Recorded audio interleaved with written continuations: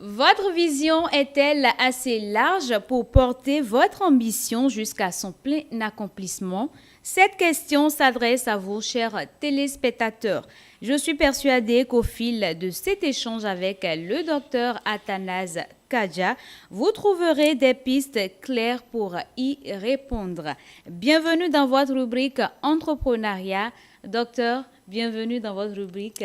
Je suis ravie de vous retrouver. Merci beaucoup. Je salue tous les téléspectateurs. Nous sommes encore là pour partager des informations, des opportunités, des expériences d'autres entrepreneurs à succès pour que nous aussi, nous travaillons jusqu'à ce que nos entreprises-là vraiment soient positionnées même sur le plan international. Amen.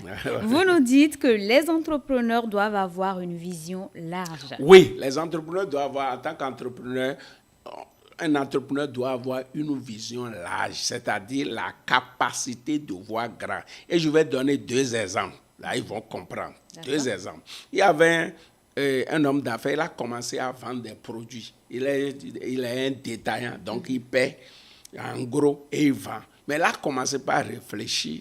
Quand ça a commencé par évoluer, il dit, bon, comme moi, je vais payer chez l'autre qui importe les choses, pourquoi moi-même, je ne peux pas commencer par importer? Voilà, tu as vu ça, tu as vu là où ça a visé en train d'aller. Oui. Effectivement, il a commencé par importer les marchandises, un conteneur, deux conteneurs, ainsi de suite, jusqu'à 10 conteneurs et autres. Maintenant, au niveau du port, il a vu que le dépôt lui coûte de l'argent, la place où on expose les conteneurs. Il dit, mais si je rentre dans ce business aussi, nous-mêmes, nous avons notre dépôt, une place, on va mettre nos conteneurs là, et on va mettre le conteneur d'autres personnes là-bas pour gagner de l'argent. Et c'est comme ça, il a vu ça. Maintenant, en évoluant, il a vu que les titans viennent chercher les conteneurs au port. Et il a vu, mais ce qu'on paie aux titans pour faire sortir les marchandises jusqu'au magasin, mais ça c'est beaucoup. Et si nous-mêmes nous commençons par transporter nos propres marchandises, et si nous payons des camions, des titans nous-mêmes, ça va transporter nos marchandises et ça va transporter aussi les marchandises des autres. Vous avez vu comment il est en train d'agrandir. Et c'est comme ça ils ont commencé par payer des titans et transportent leurs marchandises et transforment les marchandises des autres. Donc, le travail est en train d'être élargi, la fait en train d'être élargi. Après, il a vu que les titans qu'on a payés là, l'assurance qu'on paie chaque année pour ça là, c'est beaucoup. Et si nous-mêmes, on réfléchissait par rapport à ça, et c'est comme ça qu'il a créé une société d'assurance. Vous avez vu là où il a quitté le détaillant, il est devenu importateur, il a des dépôts, tout ça là, il a transporteur, et maintenant, assurance. Ça, c'est le premier exemple. Donc, quand nous sommes en train de travailler, voyons des activités liées déjà à notre activité et développons ça. Et là, nous allons élargir notre entreprise et ça va devenir un multinational, voire international. Deuxième exemple, ça, c'est à côté de nous ici, Dangote. Quand vous prenez par exemple Dangote, qui est devenu l'homme le plus riche de l'Afrique depuis des années, c'est quelqu'un qui a une vision large. Il a commencé par vendre ciment. Il a vu que les gens construisent de belles maisons avec les ciments. Et dans une belle maison, pour bien agrémenter ça, il faut qu'il y ait des fleurs et tout ça. C'est comme ça qu'il a créé Dangote Fleurs. Il a commencé par développer ça. Mais il dit, mais les gens qui sont dans la maison, ils mangent. Ils mangent tu ne peux pas rester dans la maison sans manger. C'est comme ça, il est rentré dans la vente du riz, dans la vente de l'huile, même dans la vente de sel. On en était là, ça évoluait, tout ça là. Mais il dit, mais on importe les tomates, on vend aux gens. Est-ce que nous-mêmes, nous, on ne va pas créer tout ça là? Il a pris un grand domaine de ferme et tout ça là. Il a instruit, il a implanté une usine de production de tomates. Tu as vu qu'au Nigeria, c'est des centaines de millions de consommateurs. Et maintenant, on en était là, il dit, mais les gens dans leur maison là, ils se déplacent avec voiture. Et voiture là, on parle de carburant. Et c'est comme ça maintenant, sa dernière création, il a créé une raffinerie. Raffinerie la plus grande de l'Afrique.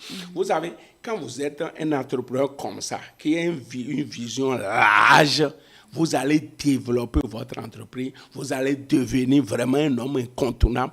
Vous êtes dans plusieurs domaines parce que quand vous avez déjà des clients, c'est une opportunité pour toujours chercher mes clients là ont besoin de quoi, mes clients là ont besoin de quoi, mes clients là ont besoin de quoi, et occuper toute la place. C'est comme ça qu'il rate. C'est-à-dire, c'est ça qui va permettre à ton entreprise, avant que ça n'écroule, ce serait difficile parce que ça a de base dans beaucoup de choses. Quand il y a un problème quelque part, on sait qu'il y a l'autre. Donc, c'est ce que j'exhorte mes frères et sœurs, mes entrepreneurs qui m'écoutent à faire. Parce qu'il y a certaines personnes, ils sont dans la même activité depuis 5 ans, 10 ans, 15 ans. Certains vont même à la retraite dans ça là seul. Non. Non. On ne peut pas faire comme ça. On a des clients, donc réfléchissons à tout moment comment satisfaire les clients. Et c'est comme ça que tu élargis ta côte. Et en faisant comme ça, surtout nous qui sommes des chrétiens, on est en train de régler progressivement le problème de chômage. Parce qu'au fur et à mesure que tu es en train de créer des activités, c'est beaucoup de personnes que tu es en train de faire sortir de la pauvreté. C'est pour cela que John Maxwell a dit, la réussite là, c'est le privilège de contribuer à l'amélioration de la vie d'autres personnes. Donc, il y a certaines personnes, comme ils sont déjà satisfaits de ce qui... Dangote qui est en train de faire tout ça, quand lui-même va s'asseoir et manger, qu'est-ce qu'il va manger? Non, c'est parce qu'il pense aux autres. Et en pensant aux autres, tu élargis la côte et tu es en train d'aider Dieu à régler le problème de pauvreté. Parce que la Bible a dit ça. Parce que pauvreté, là, pour Dieu même, c'est un problème. C'est pour ça qu'il a dit, celui qui aura pitié du pauvre, c'est-à-dire qu'il va aider le pauvre à sortir de la pauvreté, il est en train de le prêter, il va récompenser cette personne. Quand tu es dans cette logique pour réduire la pauvreté, pour amener les gens à mener une meilleure vie, Dieu est content de toi et Dieu déverse ses bénédictions sur toi. Donc, chers entrepreneurs, ayez de vision large pour la gloire de Dieu. Un dernier conseil pour nos chers entrepreneurs? Un dernier conseil, ce ne serait pas trop facile. Dieu n'a jamais dit que ce serait facile. Il dit, si tu traverses les eaux, je suis avec toi. Tu traverses le feu, je suis avec toi. Donc, ce ne serait pas toujours facile, mais quand nous persévérons. Donc, vous qui m'écoutez, il faut persévérer seulement. Il faut persévérer seulement et ça va marcher pour la gloire de Dieu. Il faut persévérer. Docteur, avez-vous des formations qui s'annoncent? Oui, d'abord, j'ai déjà démarré une formation depuis 3 jours. On va faire 6 jours. Donc, on vient de faire 2 jours, donc les gens peuvent encore s'inscrire. Le thème, c'est que tu peux réussir ta vie, tu peux gagner ta vie à travers 2 choses que tu as déjà. Vous savez, les gens pensent qu'on règle le problème d'argent en cherchant l'argent. On ne règle pas le problème d'argent en cherchant d'argent. Je pense qu'on doit en faire un thème. On doit en faire un thème, oui. Là, on va développer, oui. On va développer ça. On ne règle pas le problème d'argent en cherchant d'argent. C'est ça le problème. On est en train de courir, je cherche l'argent. Non.